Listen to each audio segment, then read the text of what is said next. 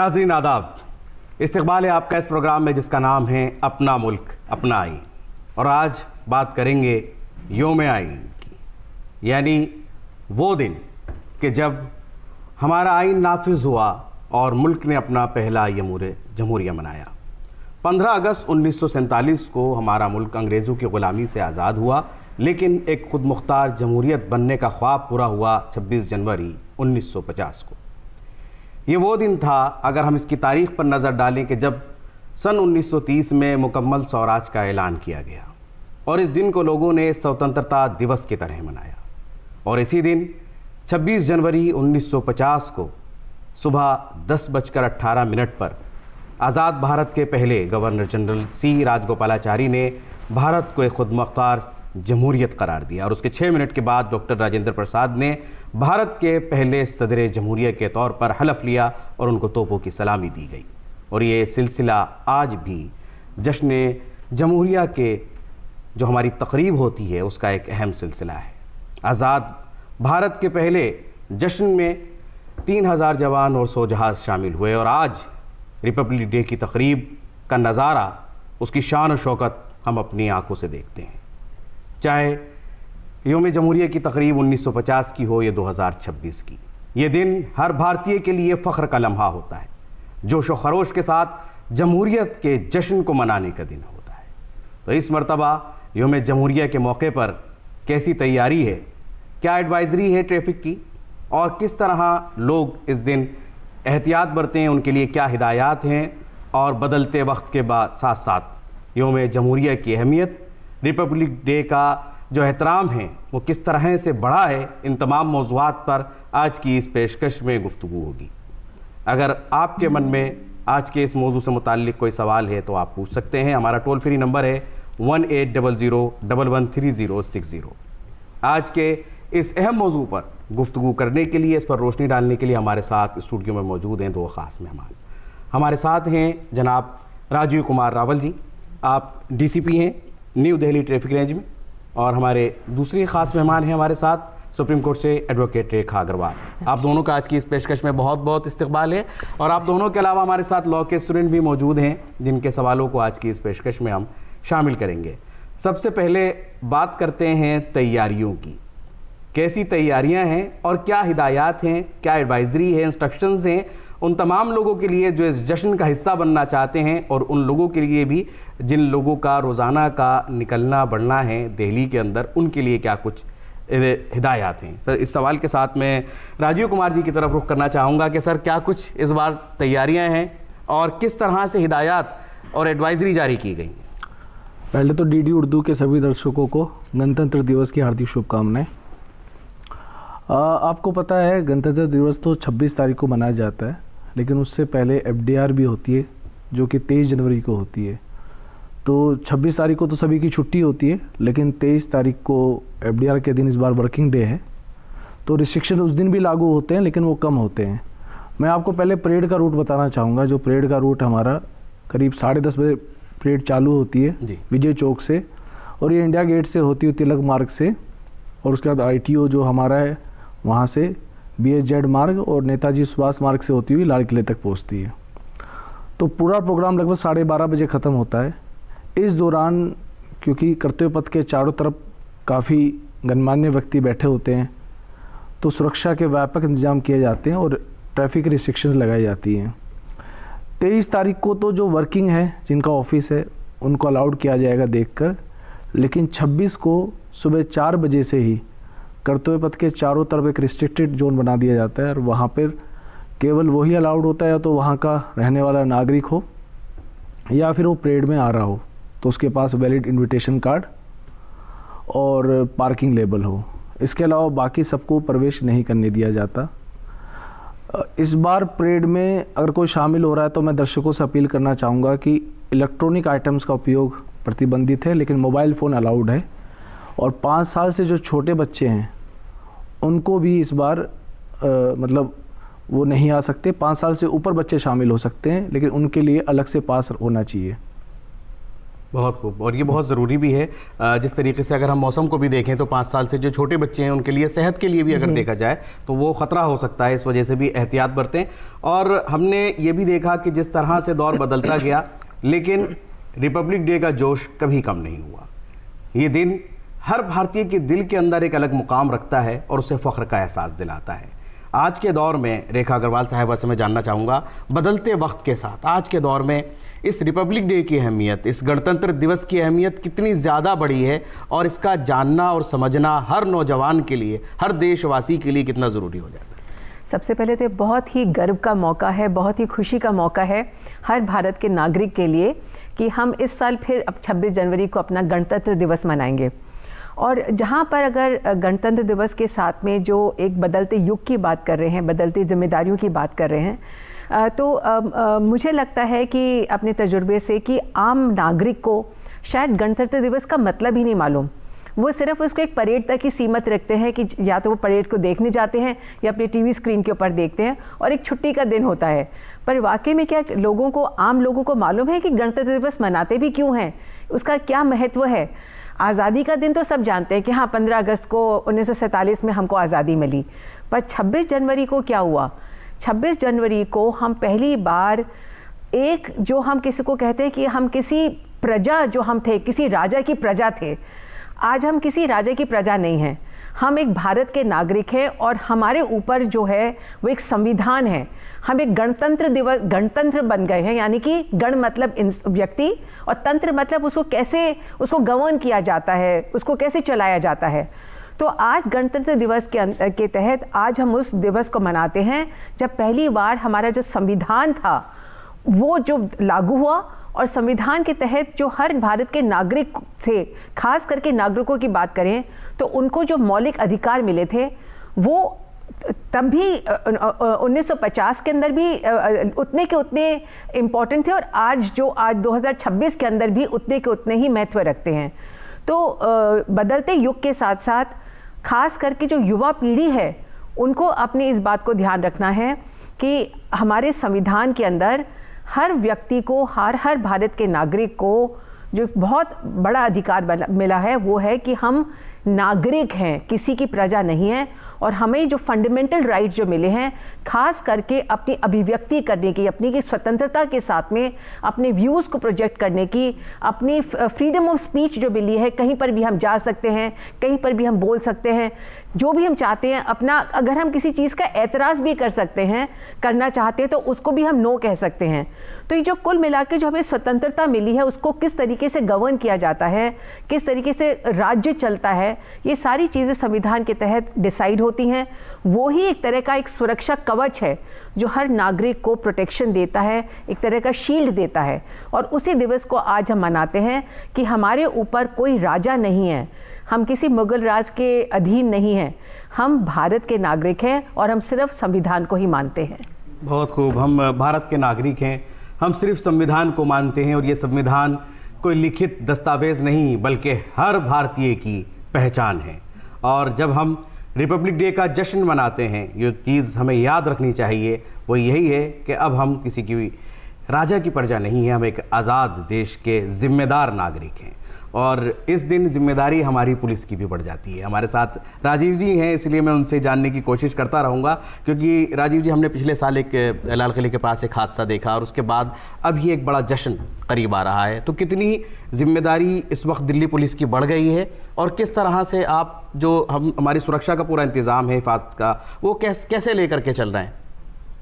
देखिए, जैसा कि मैंने बताया, परेड के आसपास तो रिस्ट्रिक्शन है ही, जो हमारा कर्तव्य पथ है, लेकिन क्योंकि ये तो पूरा राष्ट्र का त्यौहार है, राष्ट्र पर्व है, तो पूरे देश में ही मनाया जाता है। तो ना केवल उस जगह पे जहाँ परेड चल रही है बल्कि पूरी राजधानी में और पूरे देश में पुलिस इस समय काफ़ी सुरक्षा के व्यापक इंतजाम करती है। और यहाँ दिल्ली में भी जो मार्केट्स हैं हमारी, जैसा आपने खुद ही बताया कि लाल किले पे जो बम विस्फोट हुआ था पिछले साल, उसके मद्देनज़र सारी मार्केट्स में सुरक्षा बढ़ा दी गई है। पुलिस व्यापक चेकिंग कर रही है, गाड़ियों को चेक कर रही है और इसमें मुझे लगता है कि सहयोग पब्लिक का भी चाहिए। जी, देखो कैसे कैसे सहयोग कर सकते हैं, किस तरह से पब्लिक के सहयोग की आप उम्मीद करते हैं? देखिए, पुलिस के नंबर तो लिमिटेड है, लेकिन मुझे लगता है कि देश का हर एक नागरिक अपने आप में पुलिस वाला है। अगर वो अपनी आँख और कान यूज़ करें और उनको लगता है कि कहीं इस तरह की गतिविधि हो रही है कि जो संदिग्ध लग रही है, मान लीजिए किसी के पड़ोस में कोई ऐसा व्यक्ति रह रहा है कि जिसकी गतिविधि संदिग्ध लगती है या जिसका वेरिफिकेशन नहीं हुआ है, तो उसको पुलिस को इन्फॉर्म करके, पुलिस को उसके बारे में बता के हम अपनी जो नागरिक होने का कर्तव्य है वो पूरा कर सकते हैं। साथ ही अगर हमें किसी मार्केट में कोई ऐसी वस्तु दिखाई देती है जो कि लावारिस है, उसके बारे में हम पुलिस को इन्फॉर्म करें, 112 पे कॉल करें। देखिए, जैसा कि रेखा मैम ने बताया, संविधान हमें ना केवल अधिकार देता है पर हमें कुछ ड्यूटीज़ भी देता है।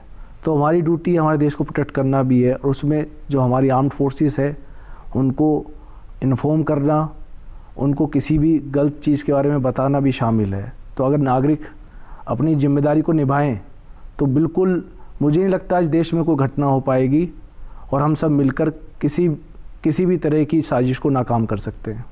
बड़ी अच्छी बात आपने कही कि हमें हमारी जो ड्यूटी है वो सिर्फ पुलिस की ड्यूटी नहीं है, बल्कि हर नागरिक अपने आप में पुलिस है और उसे एक जिम्मेदार शहरी होने का एहसास भी होना चाहिए। रेखा जी, कितना अहम हो जाता है जब हमने, जैसे अभी राजीव जी ने ड्यूटीज़ की बात की, तो ड्यूटीज़ और हमारे राइट्स ये भी हमें संविधान के ज़रिए ही हमें मिले हैं। बिल्कुल। तो ये कितना अहम मानती हैं कि हर चीज़ का हमारे पास एक अहम राइट होना, और राइट होने के साथ साथ इस देश का निज़ाम कैसे चलेगा वो भी इख्तियार पब्लिक के ज़रिए होना, ये कितना अहम है। और ख़ास तौर से आज के दौर में जब हम डेमोक्रेसी के अलग अलग ममालिक में, अलग अलग देशों में हालात देखते हैं, और ये दुनिया की सबसे बड़ी जमहूरियत जो पिछले 77 साल से मजबूती के साथ आगे बढ़ रही है, तो कितना अहम और कितना खूबसूरत है ये संविधान। वाकई के अंदर बहुत ही गर्व की बात है कि अभी तक हमारी जो गवर्नमेंट का पैनल, जो एक तरीका है वो अभी तक चल रहा है और विश्व के अंदर अभी तक कामयाब है। जैसे हमारे पड़ोसी देशों के अंदर अभी हालात हो रखे हैं, उसके सामने तो हमारा जो सिर और भी ऊंचा गर्व से उठ जाता है। तो अगर हम फंडामेंटल राइट्स जिनके बारे में अभी मैंने जिक्र किया था, मौलिक अधिकार की बात करते हैं, तो अधिकारों के साथ साथ जिम्मेदारियां जाती हैं। और जितनी भी अगर हम जैसे मैंने कहा कि कॉन्स्टिट्यूशन जो संविधान है हमें हमारे देश को चलाने का तरीका बताता है, कैसे उसको गवर्न किया जाए। राजा की तरह नहीं, राजा की हुकूमत नहीं चलती है। और ये सबसे बड़ी खूबी यहाँ पर है कि संविधान के तहत भले कोई छोटा सा व्यक्ति, कोई कांस्टेबल हो या देश का प्रधानमंत्री हो, हर व्यक्ति के यहाँ पर संविधान के तहत एक अकाउंटेबिलिटी है, जिम्मेदारी है, आपको जवाबदेही है। अगर आप कोई भी ओहदे के ऊपर हों, आप संविधान के ऊपर नहीं हैं। और इस बात को ध्यान में रखते हुए हमारा देश जो है वो चल रहा है। इसीलिए आज अब बड़े से बड़े आप देखते हैं कि कई बार जो हमारे नेता हैं वो भी जो है कोर्ट के दायरे के अंदर आ जाते हैं और उनको जवाब देना पड़ता है। हमें जो वोट देने का अधिकार मिला है, वो हर युवा को जो वोट देने का अधिकार मिला है, उसके साथ साथ जब उस युवा को अधिकार मिल जाता है, उसकी जिम्मेदारियां भी बढ़ जाती हैं। तो हमें अपने देश को कैसे चलाना है, गवर्नेंस कैसे करनी है, वो सिर्फ हमारे जो पॉलिटिशियंस हैं उनकी जिम्मेदारी नहीं है। ये देश सिर्फ पॉलिटिशियंस या हमारे नेताओं के तहत नहीं चल रहा है कि आज बीजेपी पार्टी है या कांग्रेस पार्टी है या कौन सी पार्टी चल रही है, उसके तहत हमारा देश नहीं चलता है। देश चलता है संवैधानिक अधिकारों और संवैधानिक जिम्मेदारियों के तहत। पार्लियामेंट भी जो है वो आज कॉन्स्टिट्यूशन के तहत उसकी जवाबदेही है। तो आज अगर हम गणतंत्र दिवस को सेलिब्रेट करते हैं तो इस बात को ध्यान रखें, उस किताब को ध्यान रखें जो बाबा अम्बेडकर ने संविधान को जब बनाया था, उसके अंदर जो जिम्मेदारियां हर नागरिक को दी गई थी। मौलिक अधिकार हैं आपके, फंडामेंटल राइट ऑफ स्पीच है, आप जो मर्जी चाहें बोल सकते हैं, अपनी अभिव्यक्ति कर सकते हैं। आप किसी चीज़ से एग्री नहीं कर सकते, आप मना भी कर सकते हैं। आप वोट करना चाहते हैं, किसी भी पार्टी को वोट कर सकते हैं। अगर आप नहीं करना चाहते तो आप ये भी कह सकते हैं कि नोटा में मैं नन ऑफ द अबव, किसी को भी नहीं वोट करना चाहता। तो खास करके आज मैं इस प्रोग्राम के तहत अपने जो युवा दर्शक हों उनको एक अपील करूंगी कि आज सबसे बड़ी जो आज हमारे देश के सामने चुनौती है वो युवाओं के कंधों के ऊपर है। हमारी युवा पीढ़ी और ख़ास करके जो आज बहुत सारी जो हमारे देश के अंदर जो पॉपुलेशन है आज, क्योंकि लॉन्गेविटी जो हर व्यक्ति की जो मेडिकल जो सुविधाएं मिल रही है उसके तहत लॉन्गेविटी बढ़ गई है, उम्र बढ़ गई है। और साथ साथ जो हमारी युवा पीढ़ी है उनको भी इस देश को कैसे चलाना है, अगर आज के ज़माने के अंदर हम बात करें कि जो फ्रीडम ऑफ स्पीच के साथ साथ ये जो डिजिटल वर्ल्ड आ गई है, जहाँ पर ये सोशल मीडिया के तहत व्हाट्सएप है, ईमेल है, इंस्टाग्राम वगैरह, इन सब चीज़ों के अंदर fake news, deep fake news, इस तरह की चीज़ें भी जो आ गई हैं, जो हमारी हर व्यक्ति की जो लाइफ है उसको भी खतरे में डाल सकता है। और हमें जब अपने फंडामेंटल राइट्स को हम यूज़ करते हैं, हमें ये भी ध्यान में रखना है कि हमारे मौलिक अधिकारों के साथ साथ हर व्यक्ति की मौलिक जिम्मेदारी दूसरे नागरिक के प्रति भी है, यानी कि अपनी स्वतंत्रता को पेश करते समय कि हाँ मैं ऐसे ही जीऊँगा, मैं ऐसे ही बोलूँगा, कहीं हम दूसरे व्यक्ति के अधिकारों का कहीं पर हनन तो नहीं कर रहे हैं। इस बात को ध्यान में रखना है। आपने जो इस वक्त उठाया है कि और हमें जहाँ अभिव्यक्ति की आज़ादी है, हमें फ्रीडम ऑफ स्पीच है, उसके साथ साथ जो ये नया डिजिटल दौर आया है, इसने एक हमें आज़ादी को हमारी देखा जाए तो कहीं ना कहीं दायरा उसका वसी किया है, लेकिन उसके कहीं ना कहीं कुछ नुकसानात भी सामने आए हैं। इस तरह से हमने देखा कि कुछ अलग अफवाहें, मैं राजीव जी से जानना चाहूँगा कि गलत बात का फैल जाना, अफवाह का फैल जाना, मिस इन्फॉर्मेशन, या फिर उसके अगर आगे बढ़ जाए तो फिर साइबर क्राइम, ये कितनी बड़ी चुनौती राजीव जी नज़र आती है, और किस तरह से दिल्ली पुलिस इन चीज़ों के ऊपर लगाम लगाने की पूरी तरह से कोशिश कर रही है और सक्षम है? देखिए नोमन जी, अब तो आपको पता ही है कि एआई का ज़माना है और एआई में फेक तैयार करना बड़ा आसान है। तो मेरी युवाओं से यही है अपील कि देखिए सोशल मीडिया का यूज़ तो होगा ही, सोशल मीडिया पे आजकल हर कोई है और सारे सरकारी विभाग भी सोशल मीडिया का यूज़ करते हैं अपनी स्कीम्स को पहुंचाने के लिए, लेकिन आपको किसी भी मैसेज को फॉरवर्ड करने से पहले, रीपोस्ट करने से पहले सोचना होगा क्या ये मैसेज जेन्युइन है। अगर एआई फेक मैसेज तैयार कर सकती है तो एआई की हेल्प से आप फेक मैसेज को पहचान भी सकते हैं। और कई बार एक गलत मैसेज ऐसी अफवाह कर देता है जिससे लॉ एंड ऑर्डर सिचुएशन हो सकती है, देश के हितों को नुकसान पहुंच सकता है। तो हमेशा जब भी हम लोग कोई पोस्ट करें या सोशल मीडिया पर कुछ डालें तो मुझे लगता है उसकी ऑथेंटिसिटी चेक कर लें। जैसा रेखा मैम ने बात की कि अधिकार तो मिलते ही हैं, लेकिन अधिकार भी तो वहीं सुरक्षित रह सकते हैं जहाँ पे लोग एक दूसरे के अधिकारों की इज्जत करें। बहुत अगर हम रिस्पेक्ट करेंगे तभी दूसरे के अधिकार सुरक्षित रहेंगे। जी, और आपने भी बात की, रेखा मैम ने भी, दोनों ने बात की कि हमें अपने अधिकारों के साथ साथ हमें ड्यूटीज़ को समझना होगा। मैं राजीव जी से आपसे ही चाहूँगा कि हमारी जो ड्यूटीज़ हैं, हमारे इस संविधान के ज़रिए जो हमें ड्यूटीज़ मिली हैं, उस पर भी आप रोशनी डालें कि लोग ये जान सकें कि जब हम इस रिपब्लिक डे को मनाएं तो हम कम से कम अपनी जिम्मेदारियों का खुद भी एक बार उसका एहसास करें और दूसरों को भी एहसास दिलाएं कि हमें, अगर हम इन जिम्मेदारियों के साथ आगे बढ़ते हैं तो तभी हम असल में इस जश्न को समझ सकेंगे, इस योम जमहूरिया को जान सकेंगे। नोमन जी, जो फंडामेंटल राइट्स हैं तो वो तो हमें जब हमने कॉन्स्टिट्यूशन अपनाया था 1950 में तभी हमें मिल गए थे जी।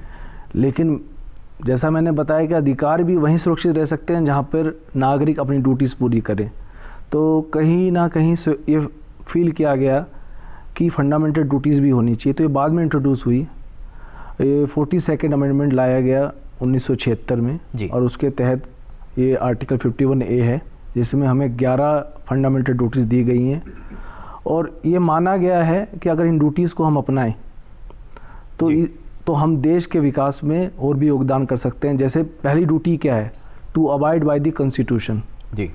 मुझे लगता है कि हमारा कॉन्स्टिट्यूशन दुनिया में one of the most respected और बहुत ही मतलब ऐसा डॉक्यूमेंट है जहाँ मतलब किसी तरह का कन्फ्यूज़न का कोई स्कोप नहीं रहता है जी। और कॉन्स्टिट्यूशन का जो पहला ही वर्ड है प्रस्तावना में वो है हम भारत के लोग। बहुत खूब। तो मुझे लगता है यहाँ जो शासन है वो भारत के लोगों का है, किसी व्यक्ति का नहीं है। तो फंडामेंटल ड्यूटीज़ हर तरह की है। जैसे 6 से 14 साल के जो बच्चे हैं, आपको पता है उनको राइट टू एजुकेशन है, लेकिन अगर उनको राइट टू एजुकेशन देना है तो उनके जो पेरेंट्स हैं उनकी ड्यूटी है कि उनको स्कूल भेजें, तो वो इसमें डाला गया है। ऐसे ही हमारे इन्वायरमेंट को प्रोटेक्ट करना, वीमेन की डिग्निटी को प्रोटेक्ट करना, हमारा जो नेशनल एंथम है, हमारा नेशनल फ्लैग है, उसको रिस्पेक्ट करना, इस तरह की सारी ड्यूटीज़ दी गई हैं। अगर इन ड्यूटीज़ को हम अपना लें और इनका हमेशा सम्मान करें तो मुझे लगता है देश की प्रगति में हम बहुत योगदान कर सकते हैं। और मेरी युवाओं से यही अपील है कि जब हम राइट पढ़ते हैं तो हमें पहला ध्यान ड्यूटीज़ पे देना चाहिए। अगर हम सब ड्यूटी का पालन करने लग जाएंगे तो राइट तो अपने आप ही मिल जाएंगे। बहुत खूब, आपने ड्यूटीज़ की भी बात की और हमारा जो प्रेम्बल है, हमारी जो प्रस्तावना है, उसके अंदर जब लिखा हुआ आता है और हम पढ़ते हैं we the people of India, हम भारत के लोग, ये कितना अहम हो जाता है हम सबको और क्या एहसास कराता है रेखा अग्रवाल जी, ये प्रस्तावना जो है, हमारे प्रेम्बल जो है संविधान का, ये कितना एक ऐसा सबक है और अपने आप के अंदर ये चंद शब्दों के अंदर पूरे संविधान की गाथा को और उसकी अहमियत को किस तरह से बयान कर जाता है। मैं चाहूँगा कि आप बताएं और लोग जानें कि इसका पढ़ना और इसको याद करना और उसको समझना हमारे लिए कितना ज़रूरी हो जाता है। जैसे राजीव जी ने कहा, we the people of India, ये अपने आप में ही ये बताता है और बार बार इस बात को दोहराता है और हमें याद दिलाता है कि हम किसी के भी अधीन नहीं हैं। और ये जो हमारा जो भारत का जो देश है, इसके तहत जो हम भारत के नागरिक हैं, तो ये कॉन्स्टिट्यूशन जो है हमने अपने आप बनाई है, अपने खुद के लिए बनाई है। और इसका जो कॉन्स्टिट्यूशन के अंदर हमने जो सॉवरेन डेमोक्रेटिक रिपब्लिक बनाने का जो आज हमने प्रतिज्ञा ली है, उसके अंदर हर भारत का नागरिक जो है वो उतना रिस्पॉन्सिबल है, जैसे कि जो टॉप से बॉटम तक का, बॉटम से लेके टॉप और टॉप से बॉटम तक का हर व्यक्ति उस जो श्रृंखला है उसका हिस्सा है। यानी कि भारत का जो देश है हर भारत के नागरिक से बनता है। और आज हम हर नागरिक ने आज ये प्रतिज्ञा ली है कि आज हम इस कॉन्स्टिट्यूशन के तहत एक सॉवरेन डेमोक्रेटिक रिपब्लिक यानी कि गणतंत्र रिपब्लिक जो है उसको हम एक्सेप्ट करते हैं और उसके तहत जितने भी फंड जो हमारे कर्तव्य हैं और जो ड्यूटीज़ हैं उनको नतमस्तक होके और एक जिसको कहते हैं कि कसम खा के हम कहते हैं कि हम इसको आज फॉलो करेंगे और जिससे हमारे भारत का जो सम्मान है और जो गर्व है वो हमेशा बना रहे और हम किसी के भी आगे झुके नहीं। तो ये जो भारत का संविधान है, जो कॉन्स्टिट्यूशन है, वो आज हम खुद ने ही बनाया है, किसी ने हमारे पास थोपा नहीं है। तो हम हर व्यक्ति उस श्रृंखला के हिस्सा है और अगर हम उस बात को याद रखेंगे दैट वी द पीपल, ये हमने ही बनाया है, हमें किसी ने फोर्स नहीं किया है, तो अगर हम उस बात को याद रखेंगे तो हमारी जो एक सबसे पहले सेल्फ गवर्नेंस यानी कि अपने आप को किस तरीके से हम अपने जीवन को चलाना है, हमको किस तरह का नागरिक बनना है और हमारे कंधों के ऊपर क्या क्या जिम्मेदारियां हैं। अधिकार के साथ साथ अधिकार लेना तो बहुत आसान है, पर हमारे भी कंधों के ऊपर कितनी बड़ी जिम्मेदारी है इस देश को महफूज रखने की, इस देश को सुरक्षित रखने की, किस तरीके से हमको चलाना है। ये सारी बातें आज जब हमने 26 जनवरी 1950 में इस कॉन्स्टिट्यूशन को अडॉप्ट किया था कि हाँ हम इसको मानते हैं, हम इसको एक जिम्मेदारी के तहत हम उसको कभी भी झुकने नहीं देंगे, ये सारी बातें जो है कॉन्स्टिट्यूशन जो है हमारे को देता है और हमें उन बातों को हमेशा रिस्पेक्ट करना चाहिए और हमको भूलना नहीं चाहिए। बहुत खूब, आपने बड़ी अच्छी बात की। एक छोटा सवाल आपसे और पूछना चाहता हूँ। आप दोनों ने ही संविधान की प्रस्तावना का बड़े देखा जाए तो खूबी से आपने उसके बारे में बताया। क्या हमारे देश में जो भी कानून बनते हैं उनको परखने के लिए ये प्रस्तावना अपने आप में काफ़ी है और ये बता देती है कि जो भी कुछ देश को चलाने के लिए जो भी कानून बनेगा उसको अगर हमें समझना हो और जानना हो कि उसके अंदर क्या कुछ तत्व, क्या कुछ उसके अंदर बातें होनी चाहिए, उस प्रस्तावना के ज़रिए हम समझ सकते हैं। इस प्रस्तावना के ज़रिए हम उसमें झांक सकते हैं, देख सकते हैं। जी रेखा जी। इसके अंदर सबसे पहले तो मैं कहूँगी कि कोई भी कानून जो हमारे देश का बनता है, कोई भी पॉलिसी भी अगर कोई सरकार बनाती है, तो वो अगर संविधान के जो जिसको कहते हैं कि टच स्टोन पे अगर वो खरी नहीं उतरती है तो वो भी कोर्ट्स जो है उसको स्ट्राइक डाउन कर देती हैं।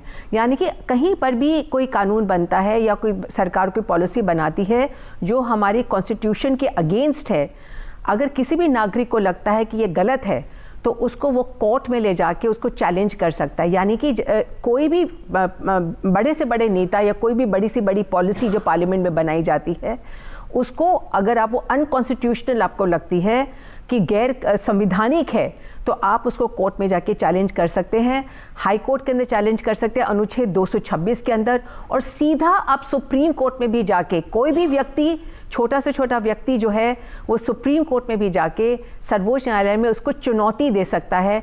ये सबसे बड़ा जो है संविधान के एक ब्यूटी है कि ये जिसको कहते हैं कि एक स्टैटिक नहीं है, और कि एक आप ताकत भी उसको है, देखा हमेशा जाए तो। ताकत है आप उसके अंदर, जिसको कहते हैं कि आप इसको अनक्वेश्चनेबल नहीं, अनक्वेश्चनेबल नहीं है। किसी भी व्यक्ति को लगता है कि कुछ गलत हो रहा है जो संविधान के अगेंस्ट है, आप उसको चुनौती दीजिए, अपने संवैधानिक अधिकारों का इस्तेमाल और मुल्क कीजिए। के सबसे बड़ी अदालत में जाकर आप उसे चुनौती दे सकते हैं, आप उसे चैलेंज कर सकते हैं। बातचीत का सिलसिला रिपब्लिक डे की तकरीबात के सिलसिले में जो आज की ये पेशकश है हमारी, उस पर जारी रहेगा, लेकिन यहाँ रुकते हैं एक छोटे से वक्फे के लिए। ब्रेक के बाद फिर हाजिर होते हैं।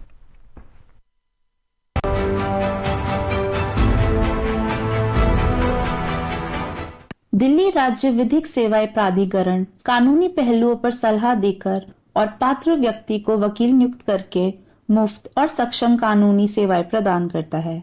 पात्रता: महिलाएं एवं बच्चे, कस्टडी में व्यक्ति, दिव्यांग व्यक्ति, एसिड अटैक पीड़ित, SC/ST, HIV/AIDS संक्रमित व्यक्ति, मानव व्यापार या बिगाड़ का शिकार व्यक्ति, औद्योगिक कर्मी, वरिष्ठ नागरिक अथवा किन्नर जिनकी वार्षिक आय 4 लाख से कम हो, वह व्यक्ति जिनकी वार्षिक आय 3 लाख से कम हो। टोल फ्री 24/7 हेल्पलाइन 1516 पर आज ही संपर्क करें।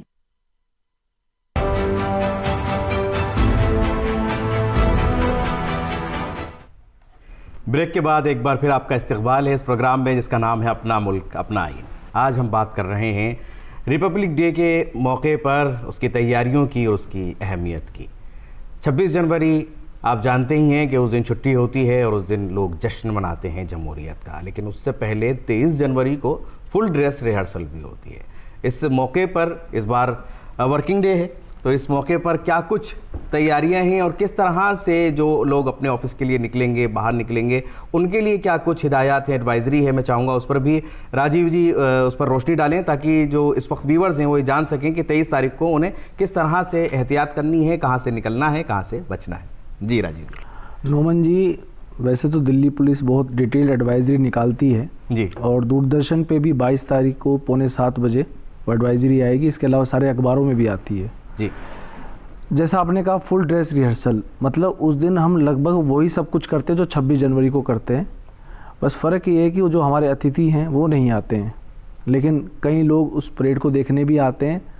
तो रिस्ट्रिक्शन लागू होते हैं उस दिन। जैसे मैं आपको बताता हूँ कि हमारे जो दिल्ली के बॉर्डर्स हैं वहाँ पे बाहर के कमर्शियल व्हीकल्स आने अलाउड नहीं होते हैं रात को 11 बजे के बाद, लेकिन जो एसेंशियल सप्लाई वाले व्हीकल्स हैं कमर्शियल, जैसे कोई दूध लेके आ रहा है, कोई खाने का सामान ला रहा है, उस पर कोई बैन नहीं होता है, वो आ सकता है।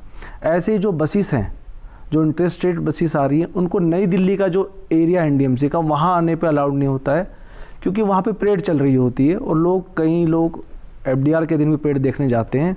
तो इन बसेस को दिल्ली के ही अंदर थोड़ा बाहर की तरफ, जैसे ISBT कश्मीरी गेट, सराय काले खां या मोरी गेट या धोला कुआं पे टर्मिनेट करवा दिया जाता है। अगर हम नई दिल्ली की बात करें तो इसमें एक रिस्ट्रिक्टेड जोन बनाया जाता है और वहाँ पे जो ऑफिस गोयर्स हैं, जिनको जनरली ऑफिस अटेंड करना है वर्किंग डे, उनको अलाउड किया जाता है उनका ID कार्ड देखकर। अगर आप कहें तो मैं उस रिस्ट्रिक्टेड जोन को भी बता देता हूँ जी। वो हमारा शुरू होता है मदर टेरेसा क्रिसेंट रोड से, सरदार पटेल मार्ग, कोटिल्या मार्ग, उसके बाद सफदरजंग रोड, वहाँ से उसके बाद APJ अब्दुल कलाम रोड, हमारा क्यू पॉइंट के बाद हुमायूं रोड, सुब्रमण्यम भारती मार्ग, सुब्रमण्यम भारती मार्ग के बाद भगवान दास मार्ग, मंडी हाउस राउंड अबाउट, टोलेस्टोय रोड से बाबा खड़क सिंह मार्ग और बाबा खड़क सिंह मार्ग से वापस मदर टेरेसा क्रिसेंट रोड। ये एक रिस्ट्रिक्टेड जोन रहता है जहाँ सुबह 4 बजे पुलिस की पिकेट लग जाती है, लेकिन कोई भी परेड देखने जा रहा है, अपने ऑफिस जा रहा है या उस इलाके का बोनाफाइड जो रेजिडेंट है उसको कोई मनाही नहीं है। तो हम लोग पब्लिक की सेवा के लिए, तो अगर मेरी बस अपील यही है कि इन रिस्ट्रिक्शंस को पाबंदी की तरह ना देखें। आप ये सोचें कि देश की सुरक्षा के लिए आप कर रहे हैं और हम बिल्कुल पब्लिक को मैक्सिमम जो कन्वीनियंस दिला सकते हैं सुरक्षा के मद्देनज़र रखते हुए जो हमारे इंतजाम है वो करने की कोशिश करेंगे। बहुत खूब। और ये जानना इसलिए भी ज़रूरी था क्योंकि उस दिन जो लोग इधर उधर या काम से उनको जाना होता है तो वो इस पूरे इलाके को, इस जोन को भी समझें और जो उनके रास्ते हैं उसके मुताबिक वो तब्दीली भी कर सकते हैं। मेट्रो तो उस दिन जो है वो चालू रहती है, वो मेट्रो का इंतखाब कर सकते हैं, चयन कर सकते हैं निकलने पड़ने बल्कि मेट्रो उस दिन सुबह 3 बजे से चालू होती है जी, तो आप मेट्रो का यूज़ करें। अगर किसी को परेड भी देखनी है जी, तो मेट्रो सुबह 3 बजे ही स्टार्ट हो जाएगी, और दिन शायद 5 बजे के बाद स्टार्ट होती है, उस दिन सुबह 3 बजे से स्टार्ट हो जाती है। तो मेट्रो का आप इस्तेमाल कर सकते हैं और पूरी तरीके से सुरक्षा के इंतजामात हैं। अब हमारे प्रोग्राम का वो मरहला जहां पर स्टूडेंट्स के सवाल होते हैं और हमारे एक्सपर्ट्स के जवाब, तो अब बढ़ते हैं उसकी तरफ और पूछते हैं जो आज हमारे साथ स्टूडेंट मौजूद हैं उनके मन में क्या कुछ सवाल हैं, क्योंकि रिपब्लिक डे एक ऐसा मौका है जो हर भारतीय के लिए एक ऐसा एहसास कराता है कि जब उसे एक अपने राष्ट्र का और अपनी हुकूमत का एहसास होता है। तो ऐसे बहुत सारे सवाल आज भी हमारे नौजवानों के दिल में होंगे। किसका सवाल है, क्या नाम है, क्या पूछना चाहते हैं? नमस्कार मैम, मेरा सवाल रेखा मैम से है। मैम, जब कॉन्स्टिट्यूशन में फंडामेंटल राइट ड्यूटीज़ को इंपोर्ट किया गया था, वहाँ उन्हें लागू किया गया था, तो तब ये बहस चली थी कि इन्हें एनफोर्सिएबल बनाया जाए या नहीं बनाया जाए। लेकिन उस समय आज़ादी मिले को ज़्यादा समय नहीं हुआ था। लेकिन अभी देखें तो हम 1976 में हमने फंडामेंटल ड्यूटीज़ को जो है इम्प्लांट किया कॉन्स्टिट्यूशन में, उसको 50 साल हो गए हैं। तो क्या समय नहीं आ गया है कि हम उन ड्यूटीज़ को धीरे धीरे करके एक्सप्लिसिटली हम जो है एनफोर्सिएबल बनाएं, ताकि लोगों में सेंस ऑफ रेस्पॉन्सिबिलिटी जो है वो एक डेवलप हो? क्योंकि किसी भी रिपब्लिक को मजबूत बनाने में और उसकी प्रोग्रेस में वहाँ के लोगों का बहुत बड़ा योगदान होता है। तो मैम, क्या ये समय नहीं आ गया है कि हम उन ड्यूटीज़ को एनफोर्सिबल बनाएं ताकि देश जो है तरक्की की राह पर निकल सके? जी रेखा जी। देखिए, वैसे तो मैं आपको कहूँगी कि आपने अपने सवाल का जवाब खुद ही दे दिया है, क्योंकि जब हम फंडामेंटल राइट्स के साथ में फंडामेंटल ड्यूटीज़ की बात करते हैं, एट द सेम टाइम हम एक डेमोक्रेटिक कंट्री हैं। यहाँ पे हम कोई ऑटोक्रेटिक कंट्री नहीं है जहाँ पर हम किसी के ऊपर भी कोई चीज़ थोप सकें।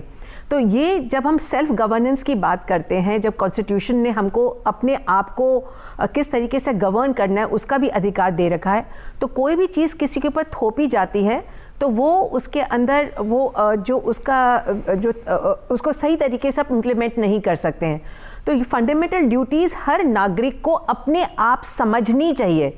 अगर आप उसको एक सख्त कानून की तरह उसको एनफोर्सेबल बना देंगे तो मुझे लगता है कि व्यक्ति की अभिव्यक्ति करने की जो ताकत है वो चली जाएगी। तो आप, अगर मैं आपकी बात करूँ, आप युवा हैं और आपको अपनी फंडामेंटल ड्यूटीज़ खुद ही मालूम है कि आपको कैसे जीना है, कैसे दूसरों की इज्जत करनी है, क्या बोलना है, क्या नहीं बोलना। और सबसे इम्पॉर्टेंट बात मैं जो यहाँ पर आपको बताना चाहूँगी कि अगर आपको कोई चीज़ का विरोध भी करना चाहते हैं, जब तक वो एंटी नेशनल नहीं है, वो आप संविधान के दायरे के तहत आप अपनी अभिव्यक्ति कर सकते हैं। तो ये सब चीज़ें जब संविधान ने आपको ताकत दे रखी है तो आपको खुद अपने आप को गवर्न करना चाहिए, अपने आप को सेल्फ रेगुलेट करना चाहिए।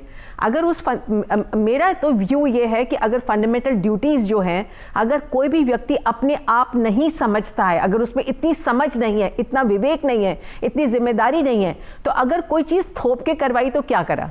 और मुझे लगता है कि हमारी सभ्यता, हमारी तहजीब, हमारी संस्कृति इन तमाम बातों की तालीम पहले ही देती है और उसके बाद ये हमारी ड्यूटीज़ में शामिल होती हैं। तो अगर हम अपने इतिहास की तरफ जाएं तो ये तमाम चीज़ें हमारी तहजीब में, हमारी संस्कृति में भी शामिल हैं। अगले सवाल की तरफ बढ़ते हैं। जी, क्या नाम है आपका, क्या सवाल पूछना चाहते हैं?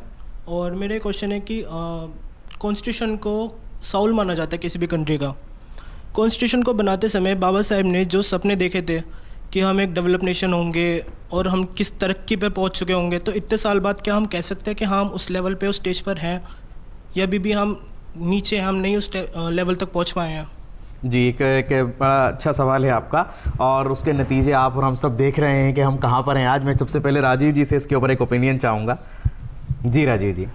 नोमन जी, मैं आपको बताऊं, जब हम आज़ाद हुए थे 1947 में जी, उसके आसपास ही हमारे आसपास साउथ ईस्ट एशिया में बहुत सारे देश आज़ाद हुए थे।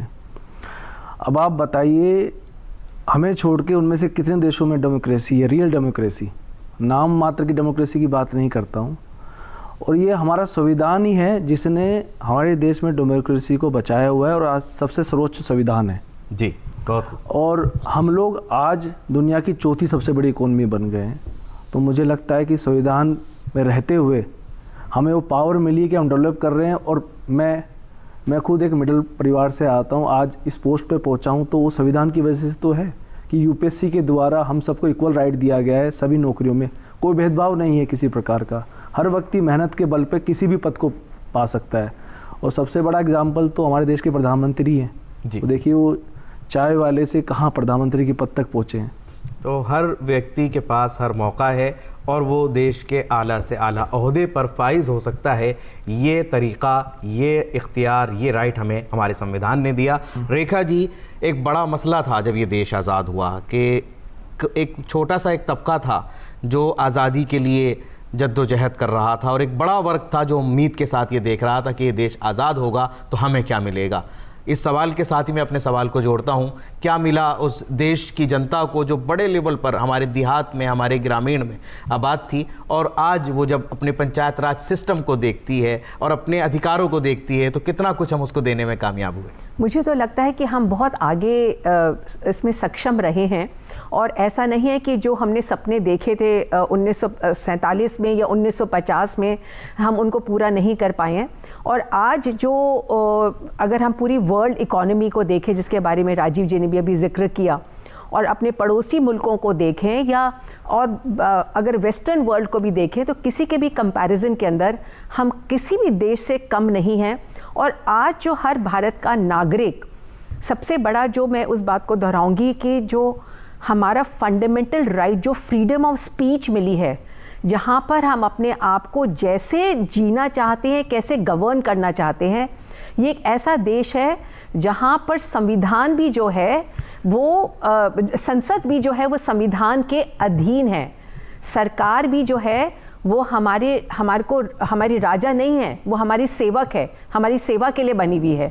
तो मुझे लगता है कि पंचायती राज को भी ध्यान में रखते हुए, जहाँ पे हमारे गांवों के अंदर भी अपने आप को गवर्न करने की पावर दी गई है। हमारे देश के जो अल्पसंख्यक लोग थे, चाहे हम विमेन की बात करें, माइनॉरिटीज़ की बात करें, औरतों की बात करें, बच्चों की बात करें, या फार ईस्ट जो हमारे नॉर्दर्न ईस्ट जो हमारे या अनडेवलप्ड अगर स्टेट्स की भी बात करें, पूरा कश्मीर से कन्याकुमारी तक, गुजरात से लेके बंगाल तक, मुझे लगता है कि आज जो हमारा हर क्षेत्र, हर राज्य हमारा अग्रसर होता जा रहा है। और देश के अंदर, अगर भारत के अंदर हम बात करें तो पूरे विश्व के अंदर आज जिसको हम कहते हैं एक फोर्स टू रेकन विथ हैं। आज अमेरिका भी हमारे को एक कॉम्पिटिटिव दृष्टि से देख रहा है, तो इससे बड़ी बात क्या हो सकती है। बिल्कुल, अब एक आखिरी सवाल ले लेते हैं क्योंकि प्रोग्राम अपने आखिरी मरहले में। जी, क्या सवाल पूछना चाहते हैं? मैम, जब हम कहते हैं रिपब्लिक तो एक बड़ी नेचुरल सी चीज़ निकलती है कि वेलफेयर स्टेट जो है होगा, तो हम जब अगर अपने स्टेट में देखें तो अभी भी कई सारी कमियां हैं, हेल्थ को लेके है, बाकी और सारी कई चीज़ें हैं। तो हम ऐसा क्या लीगल मैकेनिज़्म डेवलप कर सकते हैं कि हम जो है उन बाधाओं से जल्दी ओवरकम कर जाएं? एक डेवलपिंग नेशंस के साथ जो चीज़ें आती हैं और जो पूरी दुनिया के अंदर एक डेवलपिंग नेशन के अंदर आती हैं, और जहाँ कहीं कुछ कमी नज़र आती है वहीं कोशिश होती है उसे सुधारने की। ये रास्ता भी हमें हमारे संविधान ने बताया और हमने ये देखा कि एक लंबे अरसे तक IPC, CRPC और एविडेंस एक्ट को हम लेकर के चलते रहे, और जब हमें ज़रूरत महसूस हुई तो हम भारतीय न्याय संहिता, भारतीय नागरिक सुरक्षा संहिता और भारतीय साक्ष्य अधिनियम लेकर के आए और हमने दंड संहिता को न्याय संहिता बनाया इसी वजह से, ताकि अगर हमें कहीं कुछ कमियां थी तो हमने दूर की। सबसे पहले मैं राजीव जी से इसके ऊपर एक ओपिनियन चाहूँगा और उसके बाद रेखा जी से। जी राजीव जी। नोमन जी, जब हम आज़ाद हुए तो शायद सुई भी हमारे यहाँ नहीं बनती थी। अगर कमियां तो थी, लेकिन ये संविधान तो है कि आज हमारे यहाँ आईफोन भी बन रहे हैं, हर चीज़ मैन्युफैक्चरिंग हो रही है। और मुझे लगता है कि कुछ सालों में शायद आत्मनिर्भर बनने का 100% जो हमारा टारगेट है वो भी हम पूरा कर लेंगे। देखिए, कमियां तो थोड़े सिस्टम में हमेशा ही रहती हैं जी, लेकिन सबसे ज़्यादा जो हमारी संविधान की जो ब्यूटी है वो इसमें है कि हमेशा समय समय पर हम अपने अमेंडमेंट भी लाते रहें जी। और उस अमेंडमेंट के द्वारा हमने संविधान को मॉडर्न टाइम के हिसाब से भी ढाला है। जैसा अभी आपने खुद बताया कि CRPC, इंडियन एविडेंस एक्ट और जो IPC थी उसको हमने इतने सालों तक अपनाए रखा, लेकिन अब उसको निकाल के हमने अपने नए कानून अपना लिए। तो मुझे लगता है कि जो कमियां हैं वो आने वाले समय में दूर हो जाएंगी। और पहले किसी ने क्वेश्चन उठाया था कि हम डेवलपिंग नेशन है अभी, मुझे लगता है कि वो समय दूर नहीं है जब हम one of the most developed country बन जाएंगे। जी, आपने बहुत अच्छी बात की कि वो समय दूर नहीं है, और हम कितने ही मामलात के अंदर अगर आपने देखें तो ना सिर्फ भारत में बल्कि दुनिया के अलग अलग ममालिक में बड़ी बड़ी कंपनीज़ में आज भारत के लोग अपना लोहा मनवा चुके हैं, और ये बात पूरी दुनिया देख रही है। इसी सवाल के ऊपर मैं ओपिनियन लेना चाहूँगा रेखा अग्रवाल जी का, कि ये जो सवाल था मैं चाहूँगा आप इस पर भी रोशनी डालें कि आपको कितनी तब्दीली और कितना आगे बढ़ते हुए हम नज़र आते हैं। राजीव जी की बात को आगे रखते हुए मैं यही कहूँगी कि संविधान जो है भले अपने आप के अंदर पूरा एक डॉक्यूमेंट है जो हमारे देश को चला सकता है, जिसको कहूँगी कि मैं गीता है, बाइबल है, कुरान है हमारे देश की, परंतु उसके साथ साथ जो राजीव जी ने जिक्र किया संविधानों जो अमेंडमेंट्स आते हैं, जो हमारे समय समय के ऊपर जो हमारे अमेंडमेंट्स आते हैं कानून के तहत, वो इस बात को वापस से दोहराते हैं कि जैसे कहते हैं ना कि पानी जो है वो रुकना नहीं चाहिए, अगर पानी रुक जाता है तो उसके ऊपर काई जम जाती है। जैसे गंगा हमारी बहती रहती है, चरह बहती कहते हैं, उसी तरह से हमारे संविधान भी इतना अपने आप के अंदर एक डॉक्यूमेंट है जिसके अंदर ये कैपेसिटी है और कैपेबिलिटी है कि समय के साथ साथ वो बदल जाता है। CRPC, IPC कानून जो है उनको नए शब्द दिए गए, महिलाओं को जो है अधिकार दिया गया समय के साथ बदलाव को देखते हुए कि महिलाएं जो है हमारी बहुत पिछड़े वर्ग के अंदर जो गिनी जाती है, दबे हुए वर्ग के अंदर गिनी जाती हैं। बच्चे जो हैं उनके वेलफेयर के लिए क्या स्कीम्स लाई जाएं, युवाओं को किस तरह से प्रोत्साहन दिया जाए, किस तरीके से उनको वोट करने का अधिकार दिया जाए, चाइल्ड मैरिज को किस तरीके से रोका जाए, डिजिटल वर्ल्ड किस तरीके से बनाई जाए कि जिससे हम पिछड़े वर्ग के अंदर, जिसको कहते हैं कि अब वो एलिफेंट राज के अंदर नहीं रह जाए, कि कोई ये ना कहे कि India is a world of elephants and snake charmers. आज उस बात को, आज ब्रिटिश राज ने जिस बात को हमारे ऊपर एक कलंक की तरह हमारे माथे पर थोपा हुआ था, आज वही ब्रिटेन, वही अमेरिका, उसके सामने हम कंधे से कंधे मिला के हम टक्कर दे सकते हैं उनको हर चीज़ के अंदर। तो आज हम डेवलपिंग नेशन ही हम डेवलप हो चुके हैं, और आखिर में स्काई इज़ द लिमिट। वो तो जितना हम जिसको कहते हैं कि प्रोग्रेस करना चाहेंगे, आज हम जैसे कहते हैं कि चांद पे पहुंचने की बात करते हैं और मार्स पे भी पहुंचने की बात करते हैं, तो देखिए वक्त कहां पर हमें लेके जाता है। और हमने स्पेस के मामले में दुनिया को ये दिखा दिया कि अब भारत ही एक ऐसी जगह है जहां से लोग अपने मिशन रवाना करते हैं, और स्पेस के अंदर भी हमने उन जगहों पर भी अपने खलाई मिशन भेजे जहां पर लोग अभी तक नहीं पहुंचे थे। मैं एक आखिरी सवाल इस प्रोग्राम के आखिरी मरहले में क्या सवाल पूछना चाहते हैं? जी, सेकंड क्वेश्चन ये है राजीव सर से, जैसे सर ने कहा कि हम एक डेवलपिंग नेशन है, एक ग्रोइंग हब है, मल्टीपल चीज़ें अब हमारे यहाँ प्रोड्यूस हो रही है। शुरू में नीडल तक नहीं प्रोड्यूस कर पा रहे थे हम शायद, तो अब जैसे हमारे प्रोडक्शन अब बन रहा है, तो हम ये फेस कर रहे हैं कि अब हमारे कंट्री में पोल्यूशन की जो मात्रा थी वो बढ़ती जा रही है, दिल्ली गैस चैम्बर बन जाता है। तो उन सबसे बचने के लिए हम ऐसे क्या लीगल चेंजेस अपने कॉन्स्टिट्यूशन में ला सकते हैं कि हेल्थ केयर हमारा बेटर हो थोड़ा? अगर इन्वायरमेंट की जैसे आपने बात की, तो इन्वायरमेंट के प्रोटेक्शन के लिए ना सिर्फ स्टॉकहोम समिट के अंदर हमारी तरफ से पार्टिसिपेशन हुआ, बल्कि उसके बाद हमने बहुत सारे इन्वायरमेंट प्रोटेक्शन के कानून हमने देखे, चाहे वो वाइल्ड लाइफ प्रोटेक्शन हो, चाहे फॉरेस्ट कंजर्वेशन हो, चाहे एयर क्वालिटी के लिए हमारी हवा को साफ़ रखने के लिए और पानी को साफ़ रखने के लिए कानून बनाए गए हों, या फिर NGT का क़याम। मैं ये भी चाहूँगा कि आप उस पर रोशनी डालें। तो इस तरह के इक़दाम वक्तन फ़वक्तन किए जाते रहे हैं। एक छोटा सा ओपिनियन मैं दोनों से चाहूँगा, क्योंकि प्रोग्राम बिल्कुल आखिर में। राजीव जी, क्या ओपिनियन देना चाहेंगे इस सवाल पर? देखिए, मुझे नहीं पता कितने लोगों ने सुना होगा, एक commission for air quality management है, ये हमारे संविधान के तहत ही बना है और बहुत पहले बना था ये। और इसका जो मेन मकसद है वो दिल्ली और NCR रीजन में एयर क्वालिटी को बेटर रखना है। उसी के तहत आपने ग्रैब का नाम सुना होगा, ग्रैब 1, 2, 3, 4, और जैसे जैसे एयर क्वालिटी ख़राब होती है वैसे वैसे ग्रैब का लेवल बढ़ता जाता है। अभी ग्रैब 4 था और ग्रैब 4 हट गया, अब ग्रैब 3 पे चल रहे हैं हम। तो इसमें जो पाबंदियाँ हैं वो जो ट्रैफिक पुलिस है दिल्ली और ट्रांसपोर्ट डिपार्टमेंट दोनों मिलके करते हैं, लेकिन मुझे लगता है पोल्यूशन की समस्या का जो समाधान है हम सबको मिलके करना पड़ेगा। ये ना केवल मतलब पुलिस या सरकार नहीं कर सकती है, लोगों को मिलके करना पड़ेगा। जैसे पोल्यूशन का एक बहुत बड़ा रीज़न है व्हीकल से जो पोल्यूशन निकलता है, अगर हम लोग शेड कैब में जाने लग जाएं, मैक्सिमम पब्लिक ट्रांसपोर्ट का यूज़ करें, मेट्रो का यूज़ करें, तो ये जो व्हीकुलर पोल्यूशन जो ऑलमोस्ट 27% है टोटल पोल्यूशन में, इसको बहुत हद तक कम किया जा सकता है।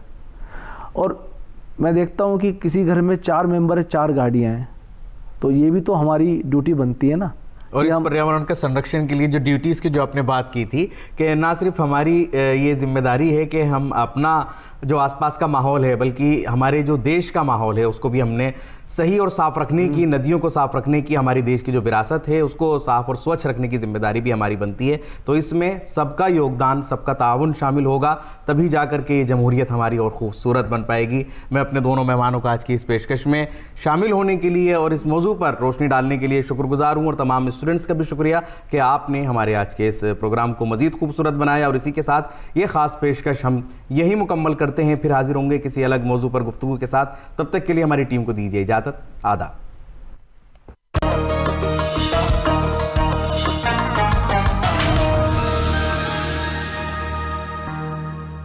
महीने का आखिरी रविवार